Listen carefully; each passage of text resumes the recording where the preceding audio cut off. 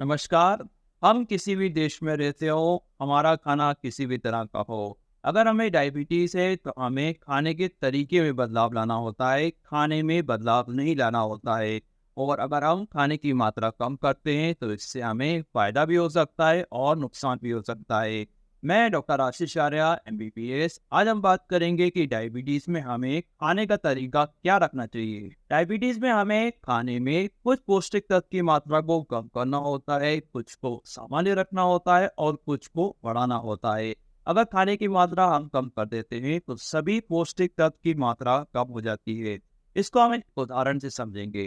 गाड़ी में 4 टायर में से अगर एक टायर में हवा ज्यादा है, लेकिन हम सभी टायरों से हवा कम कर देते हैं, तो जिस टायर में हवा कम है उसकी टायर की हवा और भी कम हो जाएगी। अगर शुगर कम करने के लिए हम खाना कम करते हैं तो शुगर के साथ साथ हमारे दूसरे पौष्टिक तत्व भी कम हो जाएंगे और इससे डायबिटीज और भी बढ़ेगी और साथ साथ दूसरी बीमारी होने की संभावनाएं भी बढ़ेंगी। इसलिए हमें डाइट को संतुलित रखना बहुत जरूरी होता है। 80 से 90% लोगों को डायबिटीज नहीं हो रही है, तो ये लोग जैसा खाना रखते हैं, खाने का तरीका रखते हैं, वैसे ही हमें रखना है। यानी हमारे आसपास के जो लोग खाना खा रहे हैं वैसे ही हमें खाना खाना है, लेकिन खाने के तरीके में थोड़ा सा बदलाव लाना है।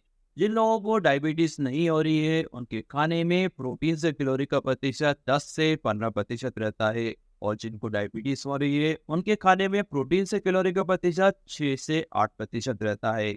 ये 2 से 4% का जो अंतर है, अगर हम सही कर लेते हैं तो डायबिटीज नियंत्रित आराम से हो जाती है।